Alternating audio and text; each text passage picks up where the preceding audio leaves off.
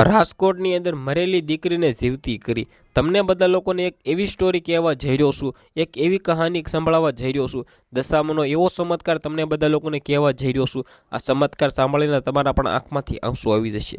જે આ મિત્રો વાત કીધું, એક રાજકોટનું એક નાનકડું ગામ હતું। આ ગામનું નામ હતું હંસાપુર। જે આ મિત્રો વાત કીધું, નામ હતું હંસાપુર। ગામ આવ્યું હતું રાજકોટની અંદર, અને ત્યારબાદ પહાડો અને નદી કિનારે એક સુંદર ગામ આવેલું હતું। આ ગામની અંદર એક ગરીબ ફેમિલી રહેતી હતી, એક ગરીબ પરિવાર રહેતું હતું। તેમની અંદર એક દીકરી હતી, એકને એક દીકરી હતી। તેને એક પણ ભાઈ નહોતા। પોતાના પપ્પા પણ માંદા, એટલે કે તેના પગ ન હતા, એટલે કે ચાલી ન શકતી।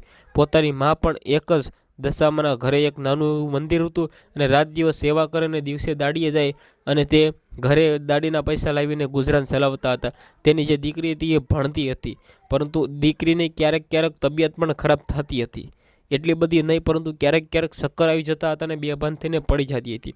પરંતુ એક દિવસ થાય છે એવું, પોતે ઘરે આવી, સ્કૂલેથી પાછી ઘરે આવી, ઘરે આવતા જ તે નીચે પડી ગઈ। આજુબાજુ હાહાકાર મચી ગયો કે આ દીકરીને શું ગયું। ત્યારબાદ એક વેદ આવ્યા।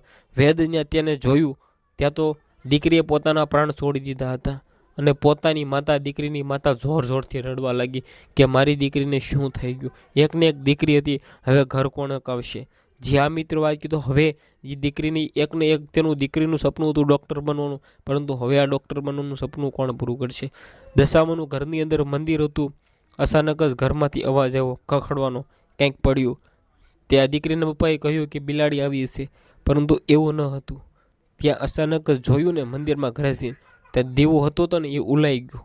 દીવો જે પ્રગટતો ને એ ઉલાઈ ગયો, અને ત્યારબાદ જોરથી રડવા લાગી, અને દશામાના મંદિર પાસે આ માતા છે એ માથું ભટકાડવા લાગી કે મારી એકને એક દીકરી હતી, હું આટલું બધી સેવા કરી રાત દિવસ, અને છતાં મારી દીકરીને આવું થઈ ગયું।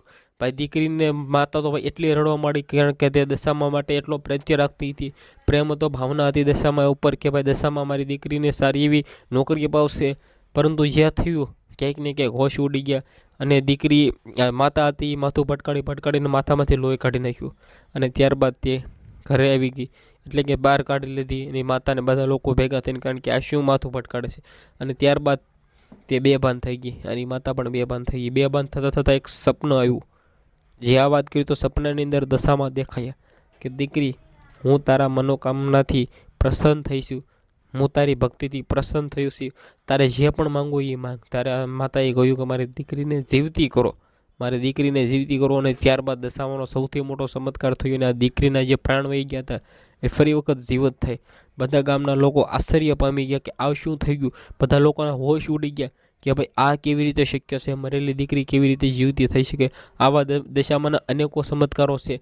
તમે બધા લોકો દશામાને અત્યારે જે માનો છો ને, આના કારણે માનો છો, કારણ કે પરંપરાઓ છે આપણી, અને પહેલેથી જ પરંપરા હાલતી આવે છે કે દશામાના વ્રત કરવા જોઈએ, કારણ કે દશામાએ અનેકો ચમત્કાર કરેલા છે। આ એક રિયલ સ્ટોરી નથી, આ એક મિત્રો હતી તો બનાવટી સ્ટોરી છે, અને નોંધ ખાસ લેવી કે ભાઈ આ સ્ટોરી છે, કોઈ રિયલ ઘટના નથી। પરંતુ તમે બધા લોકો આ વાર્તાથી જાણી શકો કે દશામાના આવા પણ ચમત્કારો હોઈ શકે।